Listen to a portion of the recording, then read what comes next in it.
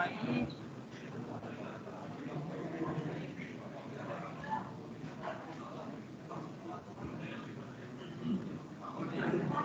Da, bine.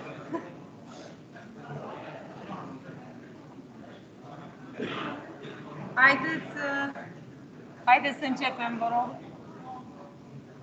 Am apucat să începem subiectul data trecută, am vorbit un pic despre ce sunt funcțiile cu efecte laterale, adică orice alt efect decât să întoarcă un rezultat este un efect lateral.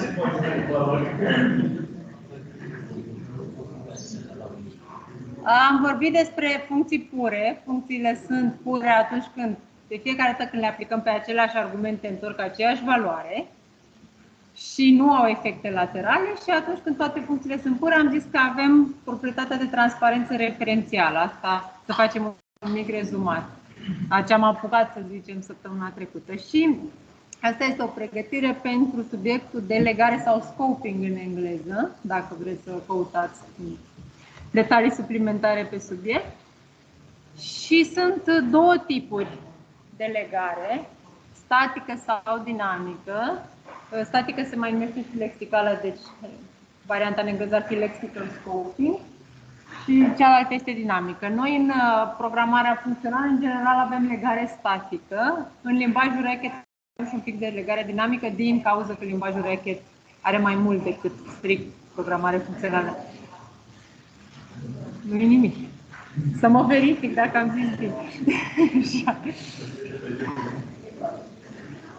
Bun. Acum o să vedem care sunt expresiile care realizare legare statică. Pentru legare dinamică este doar define, și define-ul folosit un pic altfel decât ne-am obișnuit, adică pentru a vedea ce înseamnă legare dinamică va trebui să selectăm un alt language, și anume Pretty Big, care ne permite să facem define multiplu pe același identificator. Să scriem define A2 și mai jos avem voie să scriem define A5, de exemplu. Asta, fără această opțiune, practic, legarea dinamică cu define nu poate fi exemplificată. Bun, să o luăm pe scurt cu definițiile. Legare statică sau lexicală avem atunci când din structura expresiei putem să spunem că domeniul de vizibilitate al acestei variabile este de aici până aici. Deci se vede clar, geografic am putea spune, de unde până unde este vizibilă o variabilă în porțiunea aceea de cod. Iar legare dinamică avem atunci când domeniul de vizibilitate al unei variabile depinde de timp, de momentul execuției în care ne aflăm. În funcție de ce moment suntem, chiar dacă sunt într-un anumit, adică nu mai pot să pun mâna pe ecran să zic, uite aici este x este 2, sigur. La legare statică pot. La legare dinamică depinde care a fost ultimul define care s-a făcut pe variabila x. Dar o să vedem asta cel mai bine prin exemple. Ce trebuie reținut este că la legare statică domeniul de vizibilitate este controlat textual, pe când la legare dinamică este controlat de timp. În sensul că se folosește cea mai recentă definiție a variabilei respective. Și am trecut pe primul exemplu de legare dinamică. Începem cu dinamică pentru că e mai simplu, avem doar define-ul, și la statică avem mai multe expresii care fac legare statică. Uitați-vă aici, define f, observați că f nu este o variabilă pur și simplu, nu e un identificator pur și simplu, este o funcție. De unde ne dăm seama că e funcție? E între paranteze. E o funcție de câte argumente? Niciun argument, dar diferența față de a pune f fără paranteză este că nu voi accesa ce se află mai jos decât dacă aplic efectiv f pe 0 argumente. Așa, și aici am definit această funcție f de 0 argumente, al cărei corp apelează g de 5. Și mai jos am două definiții. Observați că am define multiplu pe g, ceea ce nu avem voie în limbajul Racket, dar avem voie în limbajul Pretty Big, după cum scrie aici.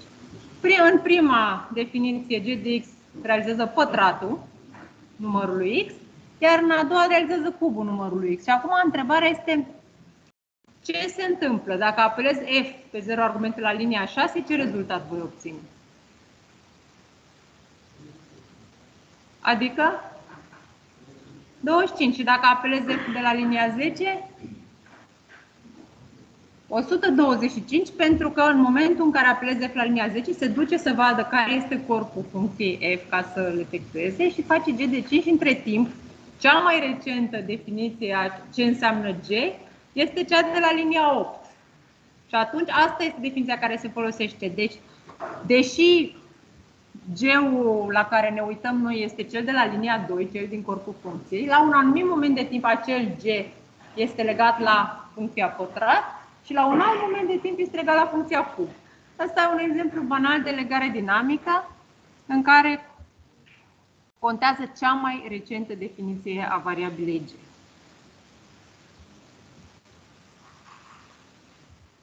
Bun, pentru legare statică avem multe alte variante, toate astea care sunt aici pe ecran. Lambda, o știți, lambda este acel cuvânt care ne spune că urmează să facem o funcție. Este o expresie care creează pentru parametrii funcției un domeniu de vizibilitate care este tot corpul funcției, asta e lambda. Și unele pe care nu le-ați mai văzut până acum, le facem aseamănă din fericire multe dintre ele. Let, let star, let rect și named let. Toate astea sunt expresii care realizează legarea statică. Ok, cu lambda sunteți un pic obișnuiți, dar pentru prima oară să discutăm pe cazul general. Așa anume. Uitați-vă doar la bucata care este colorată cu gri sau cu verde. Aia este expresia lambda, adică lambda, o listă de parametri și un corp. Mai departe, ce este în jur, reprezintă aplicarea acestei lambda expresii pe un număr potrivit de argumente. Adică ea avea m parametri și trebuie să o aplicăm pe m argumente, normal. Ce se întâmplă când facem asta? Observați că v-am mai arătat asta la un curs anterior, că în realitate în corpul unei funcții pot să am mai multe expresii una după alta, dar rezultatul întors de funcție va fi rezultatul cărei expresii? Doar ultima. Deci restul, dacă nu fac ceva altceva decât să întoarcă, sunt degeaba acolo. Pentru că rezultatul pe care el îl întorc se pierde, el nu va fi preluat de nimeni. Așa, și cum se produce evaluarea aplicării lambda expresiei pe argumente? Păi mai întâi trebuie să evaluăm argumentele acelea. Știți că avem evaluare aplicativă, ceea ce înseamnă că înainte de a aplica o funcție pe argumente, trebuie evaluate complet argumentele. Deci trebuie să le evaluăm, nu contează în ce ordine le evaluăm, de aceea spunem că poate fi ordine aleatoare. Apoi se fac legările. Asta, când am vorbit despre variabile, am spus că variabilele sunt perechi identificator-valoare. Până când nu se leagă un identificator la o valoare, variabila nu există. Deci trebuie să se realizeze această legare. În acest moment, când aplicăm lambda expresia pe argumente, se realizează aceste legări. Fiecare identificator var k se leagă la valoarea argumentului corespunzător. Și în acest moment s-a născut variabila, pentru că în acest moment a făcut legarea, și domeniul ei de vizibilitate este corpul, deci toată zona verde. Toate expresiile din corpul lambda expresia, acolo sunt vizibile aceste variabile și nicăieri altundeva. Exceptând dacă acolo mai avem alte, știți cum era cu variabile libere, variabile legate. Dacă acolo înăuntru mai avem alte funcții care folosesc același identificator, atunci, strict pentru funcția respectivă, identificatorul se va referi la funcția respectivă. Dar dacă evităm genul acesta de lucru, atunci tot corpul lui lambda este domeniul de vizibilitate pentru parametrii lui lambda. Bun, și acum cum se evaluează în continuare? Se evaluează fiecare expresie și rezultatul întors este, cum ați zis și voi, rezultatul ultimei expresii. Hai să ne uităm aici, că avem sigur un exemplu.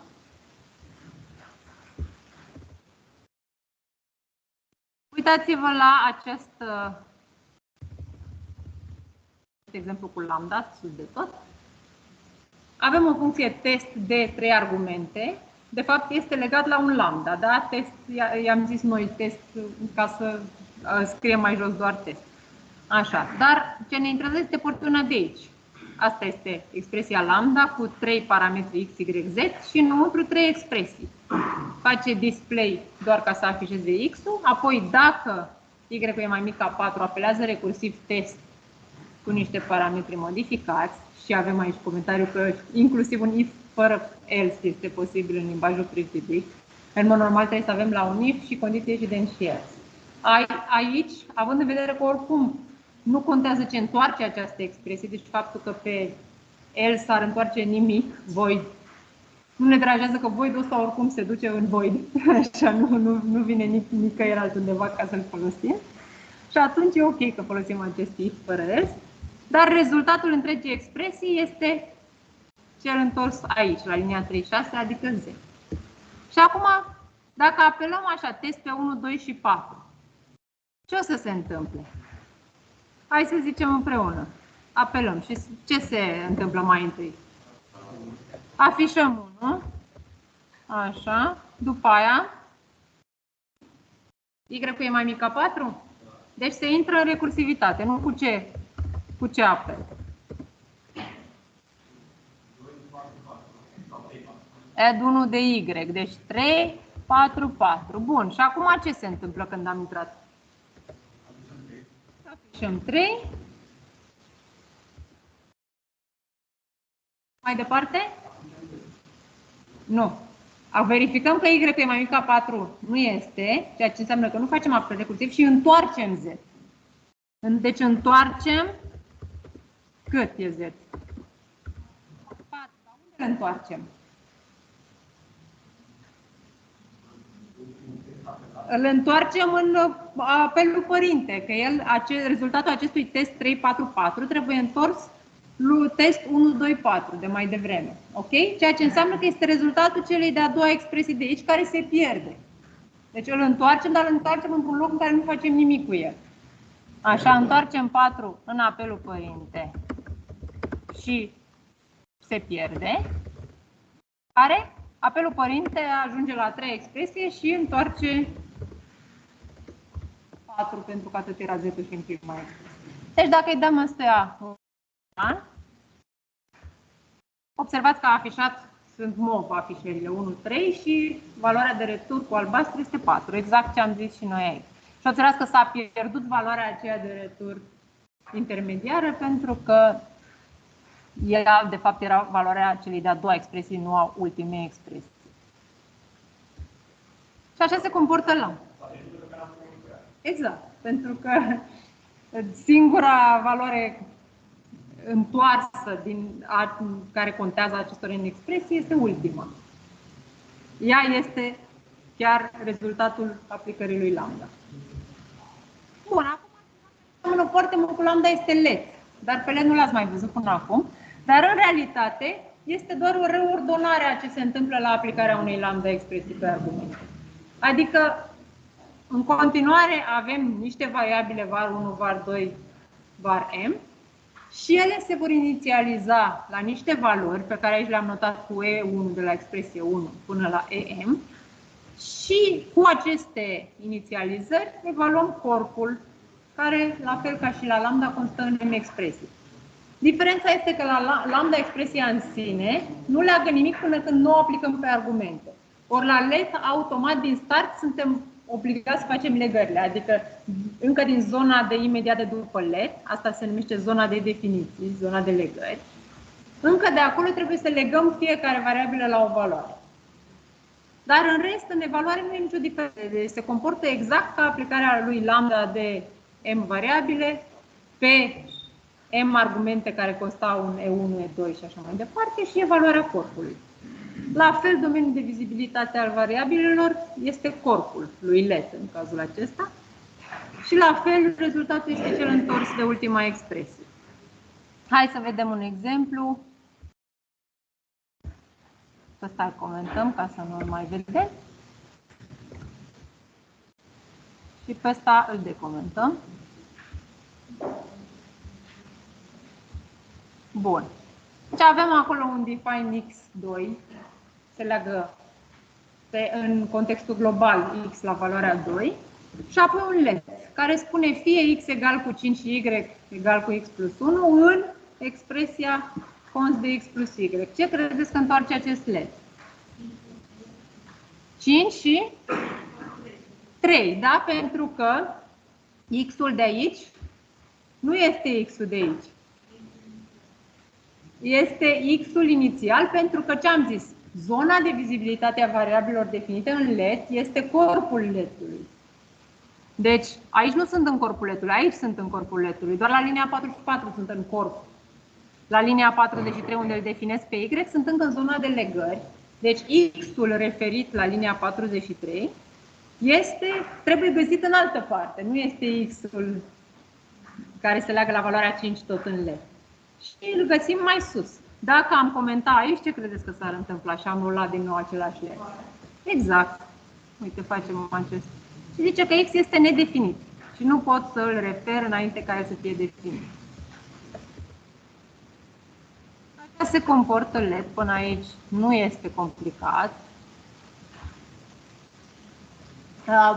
Ca să ne gândim la ce ați avut până acum pe la temă, de exemplu, vă poate ajuta să folosiți LED ca să nu faceți același apel de funcție de 10 ori.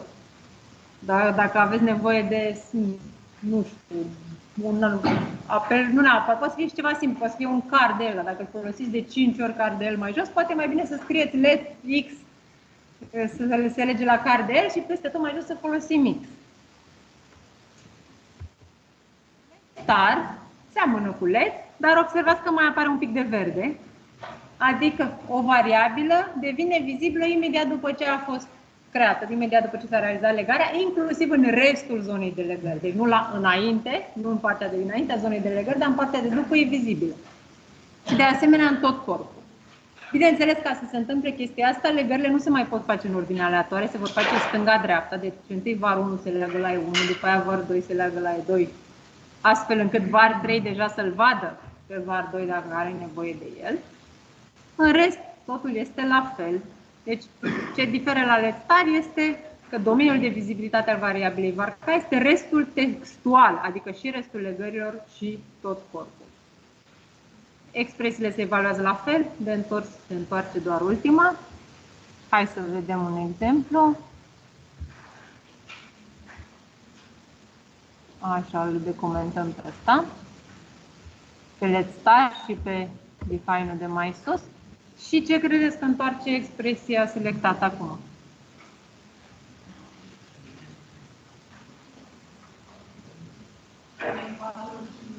Deci primul X la cine se leagă? La 3. De ce? Pentru că cu 2 de mai sus. Perfect. Al doilea Y la ce se leagă? La X-ul din LED, pentru că acesta este deja vizibil, că e restul textual, și atunci Y-ul va fi 4 și Z-ul va fi suma. Așa, deci 3, 4, 7. Asta este diferența. Dacă puneam LED aici, în loc de LED Star, cât ar fi dat? Deci doar ștergem steluța. 3, 3 și eroare. Dacă nu defineam un Y pe undeva, da? Exact. Este LED Star. Acum ceva un pic mai special o să fie LED Rec. Pentru că, așa nu pare mare brânză, e o diferență mică, în sensul că domeniul de vizibilitate al unei variabile este întregul LED Rec, adică și zona de legări, și în stânga și în dreapta, spre deosebire de LED Star, unde era doar în dreapta, și corpul. Însă pare ciudat, nu? Pentru că înseamnă că o variabilă este vizibilă înainte de a fi fost definită. Dacă var 2 este vizibilă în zona în care definim var 1, înseamnă că var 2 este vizibil înainte de a fi fost definită. Și chiar este ciudat. Adică asta va fi util doar atunci când var 1 este, ce credeți? Este ceva care nu trebuie evaluat imediat. Se leagă la ceva care nu trebuie evaluat imediat. De exemplu, o funcție. Dacă legăm var 1 la o funcție care în corpul ei accesează var 2, este ok că până când nu apelăm funcția aceea pe argumente, nu ne lovim de faptul că var 2 n-a fost încă definită. Și mai târziu, când vom apela funcția aceea pe argumente undeva în corpul letrecului, var 2 va fi deja definită. Altfel, chestia asta ar fi absurdă. Deci, ca mecanism de evaluare este ca LED Star-ul, legările se fac stânga-dreapta, La fel, expresiile se evaluează în ordine și se întoarce ultima. Dar domeniul de vizibilitate este peste tot, însă variabila trebuie să fi fost deja definită atunci când valoarea este solicitată. Și haideți să vedem niște exemple.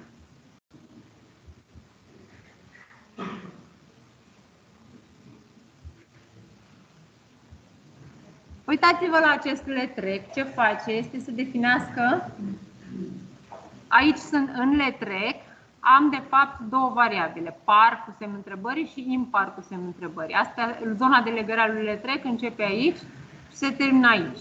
Și conține doar două legări. Atât par cât și impar se leagă la funcții.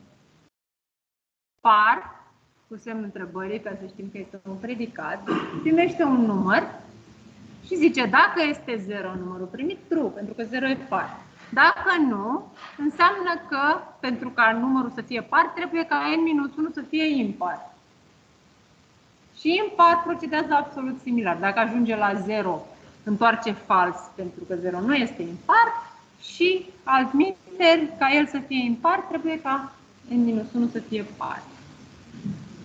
Evident, se vede că impar, geografic vorbind, este vizibil, trebuie să fie vizibil într-un loc care este înainte de locul în care a fost definit impar.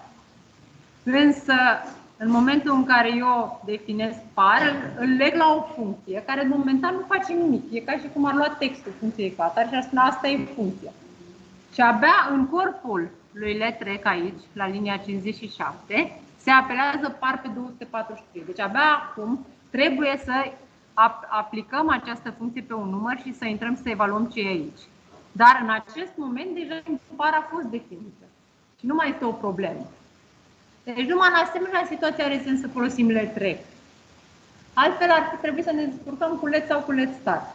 Letrec are sens în general pentru când vrem ca o variabilă definită ulterior să fie vizibilă într-un punct în care ea nu va fi accesată chiar acum, va fi accesată mai târziu. Asta se poate întâmpla la funcții sau o să vedeți mâine la promisiuni. Hai să vedem că funcționează acest letrec. 243, parte 243 ar trebui să întoarcă false, îl rulăm și a întors false. Îl încercăm și pe 242 ca să ne asigurăm că n-am avut noroc. Îl rulăm și a întors true. Deci, ceea ce am făcut de fapt a fost să definez două funcții mutual recursive, folosind letrec.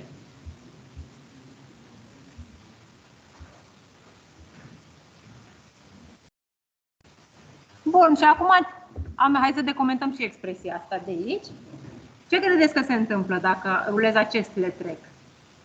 Adică fie x egal cu y și y egal cu 1 în x.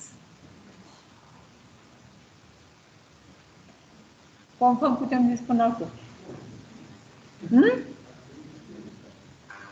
Păi ar trebui x egal cu y, fie x egal cu y, ar trebui să lege acum pe x la valoarea lui y. Avem disponibilă vreo valoare a lui y acum?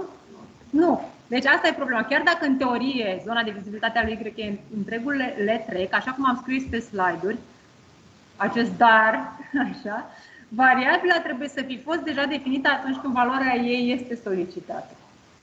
Efectiv. Și atunci, pentru că nu este cazul aici, valoarea lui y este solicitată acum pentru ca ea să îi se atribuie lui x, în momentul acesta o să ne dea o eroare că y este nedefinit și nu-l pot folosi înainte de a fi inițializat. Deci, ceea ce contează este unde folosesc variabila respectivă, nu unde o pun textual, ci unde chiar am nevoie de valoarea ei.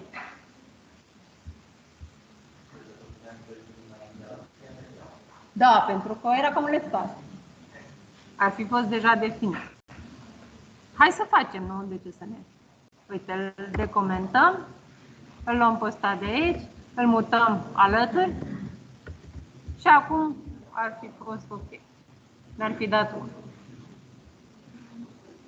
Așa. Hai să-l mutăm la loc.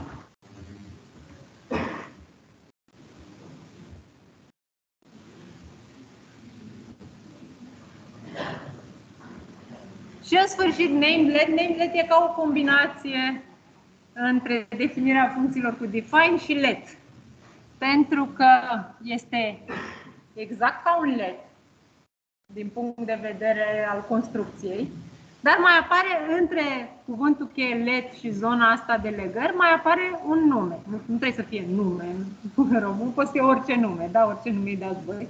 Exact ca atunci când ne definim o funcție și dăm un nume. De fapt, ce face namelet, așa să iau cursor, ce face namelet este creează ad hoc o funcție recursivă și o și apelează pe argumente. Asta este toată diferența, că letul chior, letul care nu e namelet, face niște legări și după aia are un număr de expresii care folosesc aceste legări, dar nu poate face ceva recursiv.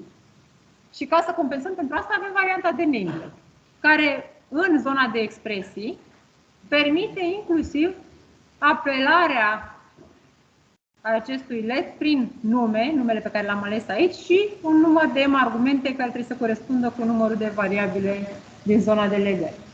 Deci ca și cum aș spune așa, fie funcția nume, care are parametrii var1, var2, puncte, var m, aplicate pe valorile inițiale e1, e2, puncte, em, și cu corpul de aici. Și în corpul de aici va apărea un apel recursiv al funcției nume pe alte argumente. Asta, de exemplu, namelet-ul v-ar fi putut folosi când făceați recursivitatea pe coadă, ca în loc să vă faceți un helper, puteți să faceți un namelet acolo ad hoc, care realiza ce făcea helperul respectiv. Ne făceam noi o funcție recursivă cu alte argumente decât funcția de sus. Le și inițializam, că așa cum noi apelam acolo helperul pe niște valori inițiale, aici le inițializam din start. Deci, hai să și facem, ca să vedem. Să luăm un, nu contează ce, să zicem factorialul pe coadă. Așa. Și în mod normal el trebuie să primească un singur argument, dar pentru a fi pe coadă noi aici facem un namelet și îi zicem de exemplu loop, unde trebuie să avem în continuare un n pe care îl inițializăm chiar la n-ul primit de sus și trebuie să mai avem un acumulator pe care îl inițializăm la pentru factorial. Bun. Așa. Și aici, exact ca și cum i-aș fi făcut o funcție recursivă, implementez funcția recursivă. Dacă am ajuns cu n-ul la 0, întorc 1, întorc acolo, spun prostii, că de-aia am făcut-o pe coadă, așa, și dacă nu, trebuie să fac loop cu ce valori? Odată e-1, loop are două argumente, da? Și al doilea? Care e argumentul lui loop? Exact. Ori n a cât. Și făceam treaba asta aici. Și asta era tot. Ok, acesta era un alt de a defini acele funcții ajutătoare pentru recursivitate pe coadă. Hai să-l vedem. Îl aplicăm și noi pe 5, sau mă rog, îi facem un map mai bine.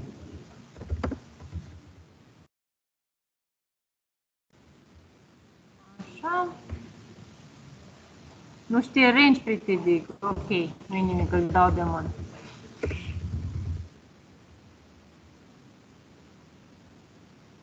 Așa. Observați factoriale 1, 2, 6. Este un mod de a folosi namelet-ul. Mai aveam aici un exemplu.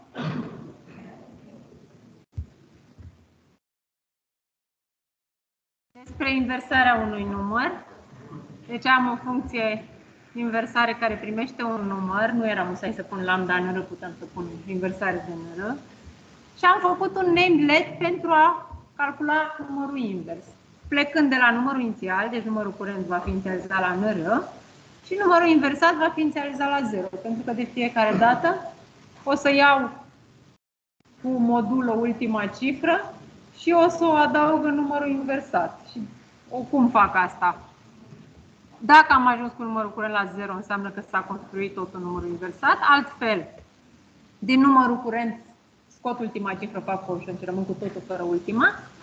Iar în numărul inversal înmulțesc ce aveam până acum cu 10 ca să-l mut mai la stânga și să-i pun la sfârșit ultima cifră. Așa, și uite, aici hai să-l vedem cum funcționează.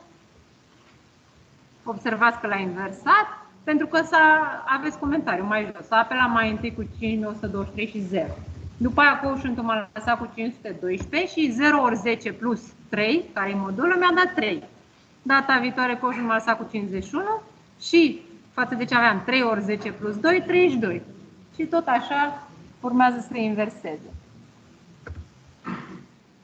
Namelet este foarte des folosit pentru treaba asta, pentru a face un fel de funcție ajutătoare în corpul altor funcții care lucrează cu alți parametri decât lucra funcția de sus.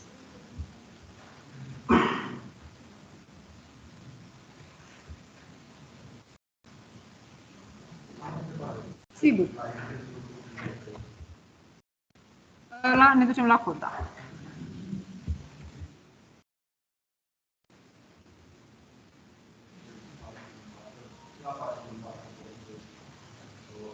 Pentru că nu se ce înseamnă că se folosesc? Aici, în momentul în care vreau să leg X la Y, X-ul este un identificator și vreau să le evalueze pe Y, cât de mult se poate.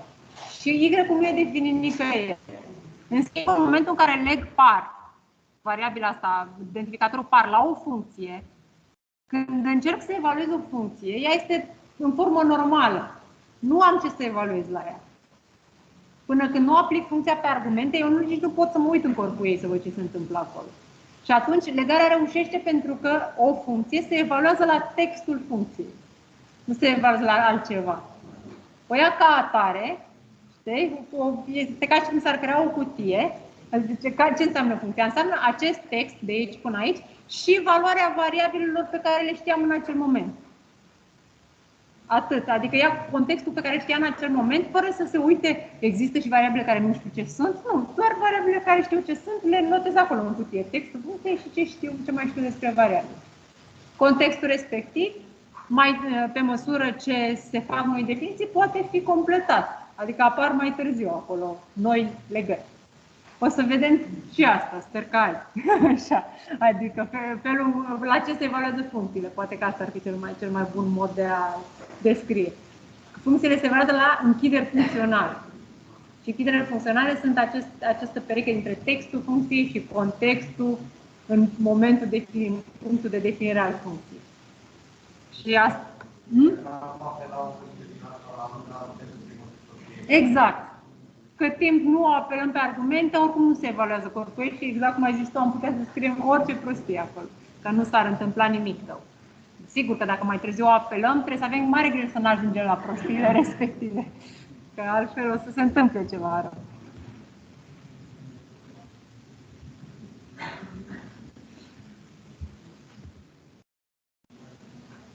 Așa. Iar despre legare dinamică am discutat deja. Știți cum funcționează define, că am mai vorbit. Deci, în momentul în care avem define variabilă expresie, se evaluează expresia și se realizează legarea, iar domeniul de vizibilitate este întregul program. Și mai sus și mai jos, peste tot, dar la fel. Este exact cum era la letrec. Este vizibil peste tot, dar în momentul în care încerc să accesez valoarea respectivă, trebuie să o am deja. Asta e tot. Adică trebuie să faceți această diferență între ce înseamnă vizibil mai sus. Eu folosesc, este mai sus pentru că este în corpul unei funcții care este scrisă mai sus. Dar eu dacă funcția o apelez doar mai jos, atunci e ok. Este ok pentru că la momentul în care încerc să intru în corpul acelei funcții, deja define-ul s-a făcut. Dacă încercam să apelez funcția care folosea variabila A, imediat după ce scriam funcția și eu defineam variabila A mai jos, nu mai era ok. Deci nu am niciuna. Nu pot să folosesc A înainte ca să fie inițializat. Deci există o diferență între ce înseamnă mai sus și mai jos textual și ce înseamnă înainte și după temporal.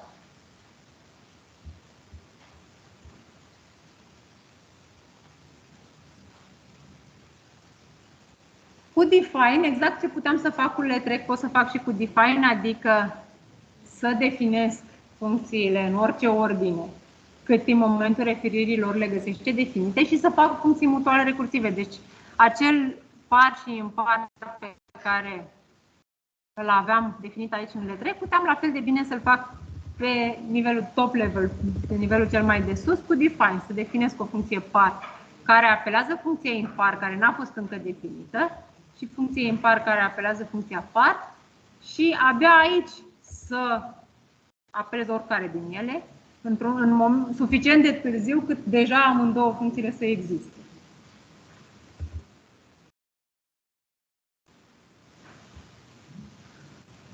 Din punctul ăsta de vedere, e un avantaj să avem define. Există însă dezavantajul că se pierde transparența referențială. Vă amintiți ce înseamnă transparența referențială?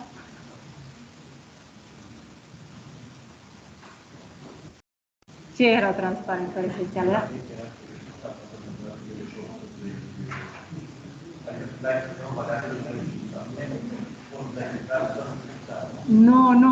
Nu, asta, transparența referențială,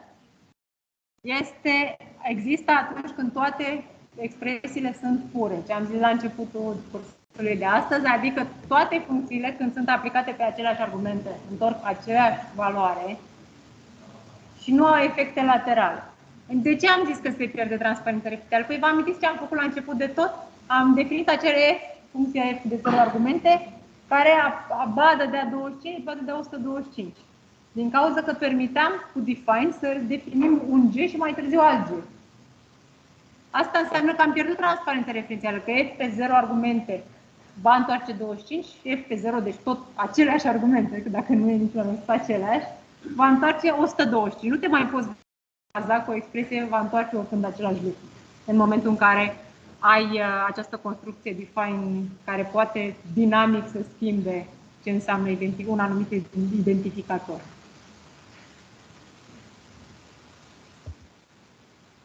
Și acum, înainte de pauză, așa, să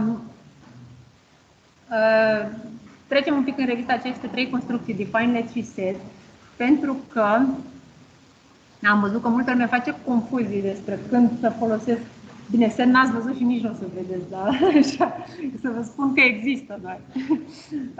Set face atribuire și noi nu lucrăm. Racket are, v-am spus că Racket este un limbaj multiparadigmă, chiar dacă sprijină puternic paradigma funcțională, permite și elemente imperative și în general se văd pentru că au semne exclamării la sfârșit.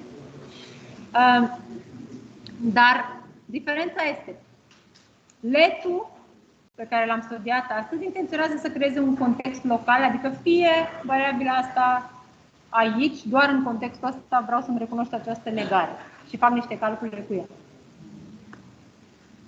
El nu face atribuire, nu trebuie să vă gândiți la let ca la un mod de a face atribuire cum faceți în C. Pentru că acolo faceți atribuire în sensul că aveți o zonă de memorie în care puneți mai întâi o valoare, mai târziu vă hotărâți să depuneți altă valoare, nu? Și așa mai departe. Let-ul nu face decât să creeze o variabilă, pentru că legarea se realizează la let și moare după ce s-a evaluat corpul letului. Variabila respectivă nu mai există după aia. Este ceva care creează un context local, exact, o variabilă locală.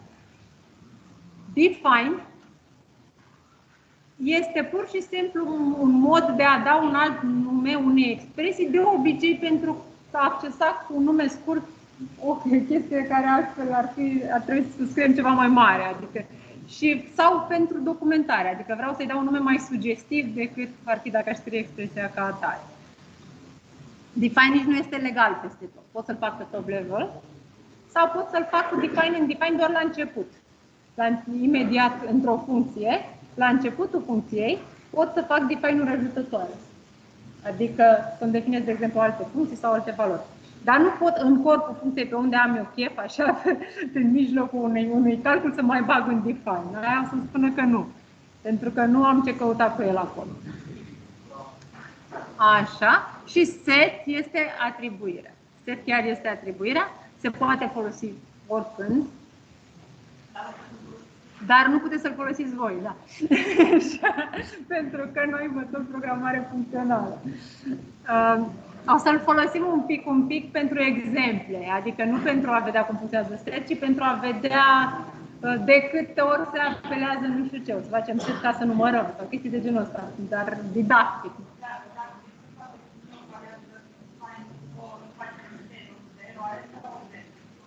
Păi merge. Nu, identificatorul, dacă, nici n-ai cum altfel în principiu. Trebuie să-l legi cu una din expresiile de legare și după aia să faci set pe el. Da, merge. N-aveți voi. Merge, dar n-aveți voi pentru că ce încercăm noi să vedem aici este programare fără efecte laterale. În momentul în care introduceți seturi, aveți programare cu efecte laterale, trebuie să aveți grijă variabila asta între timp cât s-a făcut, așa cât mai e. Și altă paradigmă, nu e vorba că nu avem un război împotriva atribuirilor în general, dar pentru a înțelege alt mod de a gândi, trebuie să renunțăm la celălalt. Ok, acum luăm pauză și ne vedem la 3 minute.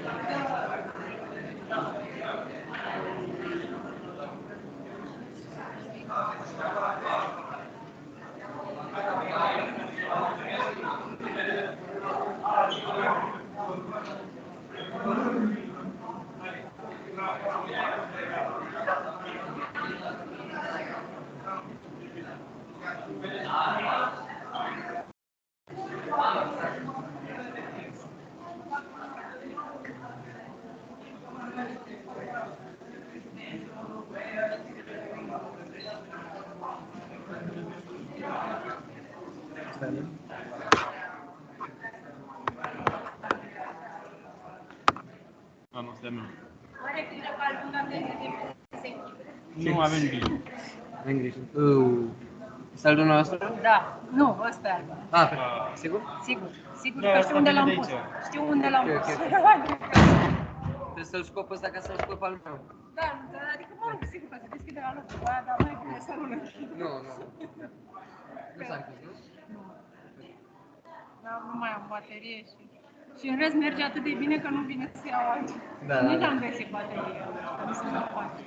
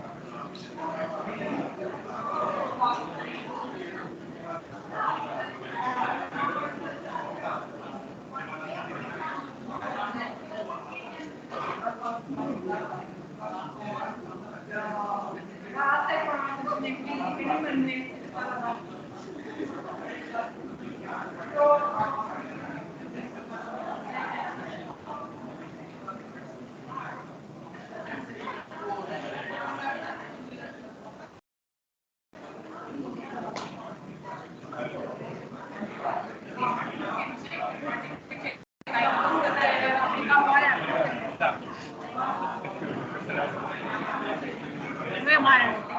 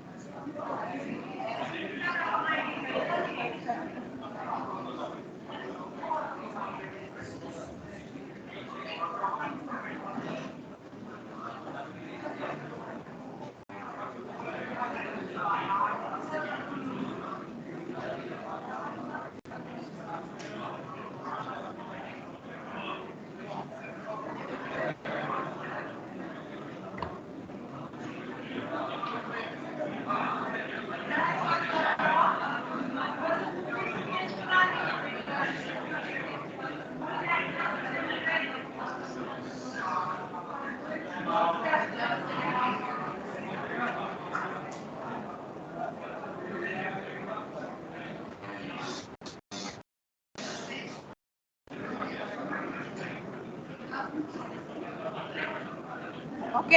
Putem începe? În regulă. Am ajuns la acest subiect de care vorbeam mai devreme, ce se evaluează funcțiile. Pentru asta trebuie să introducem noțiunea de context computațional și apoi cea de închidere funcțiilor. La asta sunt funcțiile. Prin definiție, contextul computațional, da?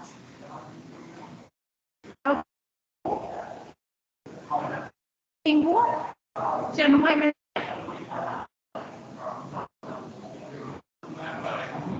Nu mai apare. Hai să vedem.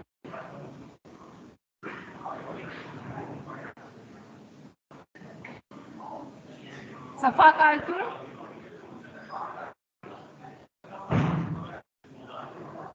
Să mai fac share screen? Dacă asta...